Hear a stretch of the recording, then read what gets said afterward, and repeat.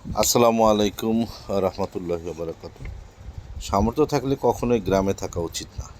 গ্রামে 100 বিঘা জমির মালিক হওয়ার চেয়ে শহরে এক টুকরা ভাড়া বাসায় থাকা অনেক ভালো, অনেক সম্মানের, অনেক আনন্দদায়ক। গ্রামে স্থায়ীভাবে বসবাস করাটাকে কোন সূচকে এগিয়ে রাখা যায়?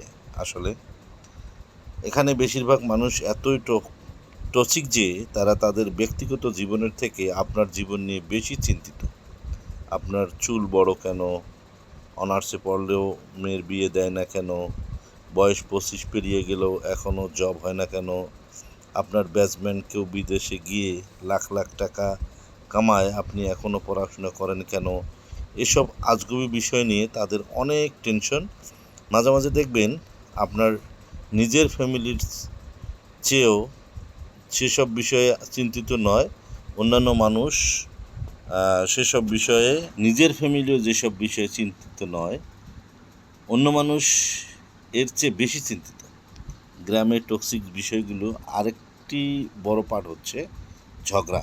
আপনি এমন কোনো বাড়ি খুঁজে পাবেন না যেখানে জায়গা জমি নিয়ে কোনো বিরোধ নেই। প্রত্যক্ষ বা পরোক্ষভাবে এই ফ্যামিলি সেই ফ্যামিলির সাথে কোনো এককভাবে ঝগড়া লেগেই থাকে।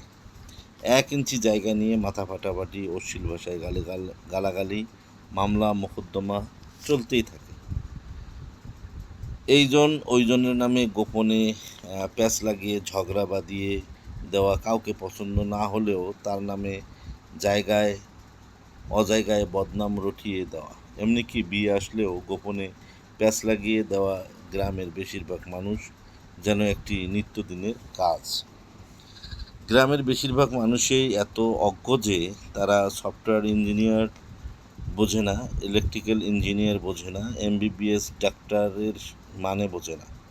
তাদের কাজ সরকারি চাকরি মানে পুলিশ হোক কনস্টেবল, সেনাবাহিনী হোক সৈনিক, প্রাইমারি স্কুলের শিক্ষকে এসবই। আর একজন নার্স এ পড়া স্টুডেন্টকে যেমনভাবে ডাক্তার ভাবে, তেমনি সরকারি মেডিকেল এমবিবিএস পড়ুয়া কাউকেও সেই রকমই ভাবে।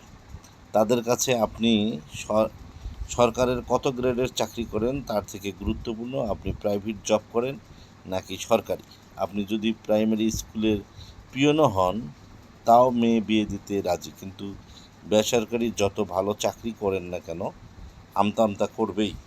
তাদের কাছে আপনার উচ্চশিক্ষা গ্রহণের থেকে আপনার সেই বন্ধুর দাম বেশি যে এসএসসি পাশের পর সৈনিক, কনস্টেবল বা বিদেশে যে কোনো কাজ করছে এবং চলে গেছে। আর টক্সিটির সবচেয়ে বিরক্তিকর পার্ট হচ্ছে গ্রামের চায়ের দোকানেগুলোতে। গ্রামের প্রতিটি চায়ের দোকানে চায়ে চুমুক উঠেই গিবত দিয়ে। সেখানে কার বউয়ের বাচ্চা হচ্ছে না, কার বউ প্রেগনেন্ট থেকে শুরু করে রাজনীতি, অর্থনীতি, খেলাধুলা কোনোটারই গবেষণা বাকি থাকে না। আর অধিকাংশই আবার গুজব। এত সবের মাঝেও গ্রামে কিছু আপনার শুভাকাঙ্ক্ষী থাকে যারা আপনাকে বুঝতে চায়, বোঝার চেষ্টা করে, যারা অন্যের ব্যক্তিগত জীবন নিয়ে এত আগ্রহী নয়, যারা মানে উচ্চশিক্ষা অর্জনের থেকে বিদেশ চলে যাওয়া কিংবা কোনো কাজ চলে যাওয়া কখনোই বেটার অপশন নয়, যারা চায়ের কাপে মিথ্যার গীবত ধুয়ে ওঠে না, তাদের সেলুট আর আজীবন সম্মাননা। জন্ম থেকে গ্রামের পলিমাটি গায়ে মেখে একজন খাঁটি গ্রাম্য মানুষ হয়েও কথাগুলো বলার উদ্দেশ্য হচ্ছে, আপনি গ্রামে দেখবেন যত রাজনীতি, অপরাজনীতি, অপকূটনীতি, গীবত এবং সব কিছু সবসময় লেগে থাকে এবং চলছে।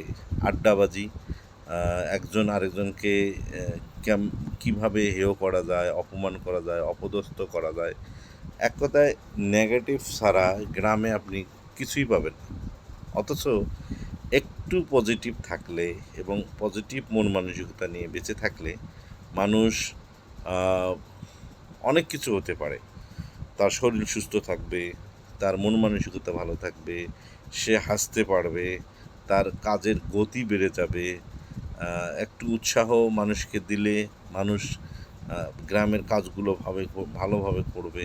গ্রামকে আরও উন্নত করা যায় যদি মানুষের সাথে মানুষের কোন্দল দ্বন্দ্ব সৃষ্টি না করা যায়।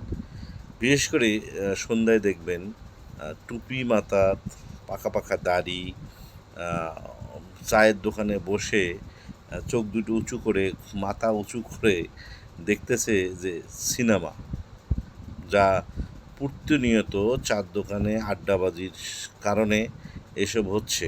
যখন তারা এই সিনেমাগুলো চায়ের দোকানে বসে বসে দেখে, একে সময় নষ্ট, দ্বিতীয়ত হচ্ছে আড্ডাবাজি, তারপর হচ্ছে আপনার যে ঈমান নষ্ট হচ্ছে, গীবত করা হচ্ছে, মানে বিভিন্ন আড্ডাবাজি দিয়ে আসলে গ্রামের হাটগুলো বাজারগুলো অত্যন্ত খারাপ অবস্থায় আছে। বিশেষ করে গ্রামে কোন্দল লাগানো, ঝগড়া লাগানো, মানুষের সাথে গীবত করানো, এটি নিত্যদিনের কাজ হয়ে গেছে।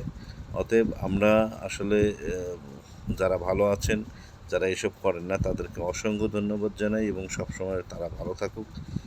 বিশেষ করে যারা এইসব করে বেড়ান তাদেরকে আল্লাহ তাআলা হেদায়েত দান করুক। আল্লাহ যেন তাদেরকে আরও মানে ভালো করেন এবং গ্রামকে সুন্দর রাখার চেষ্টা করেন। তো ধন্যবাদ সবাইকে। আবারও একটা ভিডিও দিলাম। আমরা টুঙ্গিপাড়া পহেলা মেতে চলে গেছিলাম, অনেক সুন্দর জায়গা দেখে আসলাম। পদ্মা ব্রিজ, পদ্মা সেতু এবং ভাঙ্গার জায়গাগুলো অত্যন্ত মনোমুগ্ধকর জায়গা, যে জায়গায় আমরা অনেকগুলো গুটি কয়েক মানুষ চলে গেছিলাম এবং সুন্দর একটা দিন আমরা পার করছি। আসলে এটা স্মৃতির পাতায়, জীবনের পাতায় স্মৃতি হয়ে থাকবে সব সময়। এবং আমাদের জন্য সবাই দোয়া করবেন, আমরা যেন এভাবেই প্রতিনিয়ত সবসময় একসাথে পথ চলতে পারি এবং একসাথে ভালো থাকতে পারি। সবার জন্য শুভকামনা সবসময় থাকে। ধন্যবাদ, ভালো থাকবেন।